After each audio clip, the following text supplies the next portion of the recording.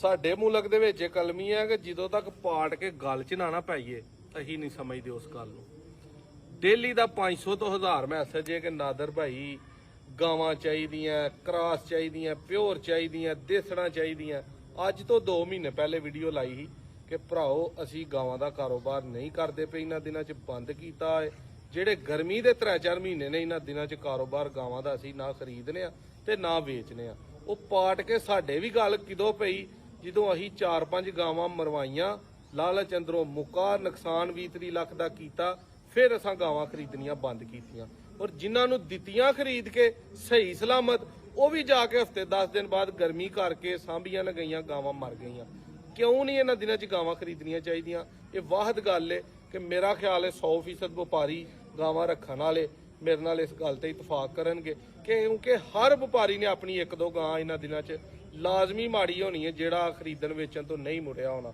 ਹੁੰਦਾ ਕੀ ਹੈ ਬੇਸਿਕਲੀ ਕਿ ਜਦੋਂ ਸਰਦੀ ਦੇ ਵਿੱਚ ਜਾਂ ਮੌਸਮ ਠੰਡੇ 'ਚ ਅਸੀਂ ਗਾਂ ਲੈਂਦੇ ਆ ਨਾ, 1 ਕਿੱਲੇ ਤੋਂ ਗਾਂ ਦੂਜੇ ਕਿੱਲੇ ਤੇ ਜਾਂਦੀ ਹੈ ਤੇ ਅਗਰ ਮੌਸਮ ਠੰਡਾ ਹੋਏ, ਨਾਰਮਲ ਹੋਏ ਤੇ ਗਾਂ ਨਵੇਂ ਮਾਹੌਲ 'ਚ ਜਾ ਕੇ 2-4-5 ਦਿਨ ਦੇ 10 ਦਿਨ 'ਚ ਐਡਜਸਟ ਕਰ ਜਾਂਦੀ ਹੈ, ਰਹਿਣ ਦੀ ਉਹਨੂੰ ਆਦਤ ਪੈ ਜਾਂਦੀ ਹੈ।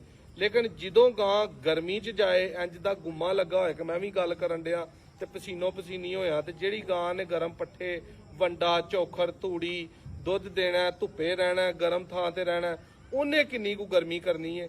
ਗਰਮੀ ਦੇ ਵਿੱਚ ਫਿਰ ਉਹ ਗਾਂ ਨਵੇਂ ਥਾਂ ਜਾ ਕੇ ਐਡਜਸਟ ਨਹੀਂ ਹੁੰਦੀ, ਉਹ ਜਾ ਕੇ ਬਜਾਏ ਐਡਜਸਟ ਹੋਣ ਦੇ ਖਰਾਬ ਹੁੰਦੀ ਹੈ। ਫਿਰ ਅਸੀਂ ਕੀ ਕਰਨੇ ਆ, ਦਵਾਈਆਂ ਲਾ ਲਓ, ਟੀਕੇ ਲਾ ਲਓ, ਡ੍ਰਿਪਾਂ ਲਾ ਲਓ। ਵਪਾਰੀ ਦਾ ਕਸੂਰ ਕੱਢੋ ਕਿ ਉਹਨੇ ਸ਼ਾਇਦ ਗਲਤ ਦਿੱਤੀ ਹੈ, ਹਕੀਕਤ ਇਹ ਨਹੀਂ। ਕਰਾਸ ਗਾਵਾਂ ਜਿਨ੍ਹਾਂ ਦੇ ਵਿੱਚ ਅਸਲ ਫਰੀਜ਼ੀਅਨ ਦਾ ਹੀ ਕਰਾਸ ਹੁੰਦਾ ਹੈ ਜਾਂ ਜਰਸੀ ਦਾ ਹੁੰਦਾ, ਉਹ ਗਾਵਾਂ ਸਾਡੇ ਮੁਲਕ ਦੇ ਹਵਾਲੇ ਨਾਲ ਨਹੀਂ ਬਣੀਆਂ। ਬੜੇ ਜੇ ਬੰਦੇ ਉਹਨਾਂ ਦੇ ਕੰਮ ਕਰਨ ਡੇ ਨੇ। ਹਰ ਬੰਦਾ ਨਾ ਤੇ ਸਾਡੇ ਮੁਲਕ 'ਚ ਕੰਟਰੋਲ ਸ਼ੈੱਡ ਲਾ ਸਕਦਾ, ਨਾ ਤੇ ਕੋਈ ਫਾਰਮ ਬਣਾ ਕੇ ਪੱਖੇ ਸ਼ਾਵਰ ਦਾ ਸਿਸਟਮ ਕਰ ਸਕਦਾ। ਜਿਨ੍ਹਾਂ ਕੋਲ ਸਾਰੇ ਸਿਸਟਮ ਨੇ ਉਹ ਖਰੀਦਣ ਵੀ ਡੇ ਨੇ, ਉਹਨਾਂ ਨੂੰ ਖਰੀਦਦਾਰੀ ਤੋਂ ਮਸਲਾ ਵੀ ਨਹੀਂ।